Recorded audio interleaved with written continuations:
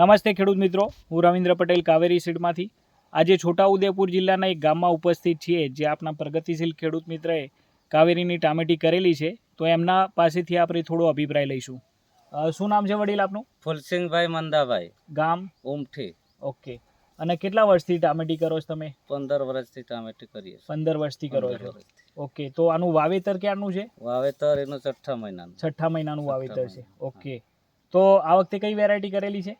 કાવેરી 301. 301. બરાબર. હમ. તો અત્યાર સુધી જે વેરાયટી કરી અને કાવેરીની 301 કરી છે તો શું તફાવત લાગ્યો? અમે કાવેરીની વેરાયટી કરી, હા એમાં 15 વર્ષથી અમે ટામેટી કરીએ છીએ, હા હા. પણ આની જેવી મજા નથી આવી. ઓકે. કેમ મજા એટલે કે શું સારું? મજા એટલે એમની ક્વોલિટી હવે આવી, ઓકે. અને વધતા એની સાઈઝ હો મોટી થાય, બરાબર.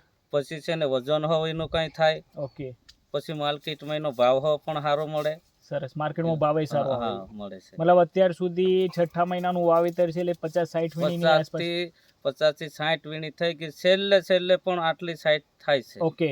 હા. મતલબ આજ 12મો મહિનો પતવા આવ્યો છે હમ. અને 6 મહિનાથી મતલબ કે છેલ્લા 4 મહિનાથી તો ટામેટું ઉતરવાનું ચાલુ છે. હા. 60 વીણી કરતાં વધારે વીણી થઈ ગઈ છે અને એમનું કહેવું એમ છે કે પાછળ જતા જે છેલ્લો પૂર્ણ થવાનો સમય હોય એ વખતે સાઇઝનો ઇસ્યુ આવતો હોય છે, પણ આ વેરાયટી એક એવી છે કે એમાં સાઇઝનો ઇસ્યુ આજની તારીખમાં પણ નથી.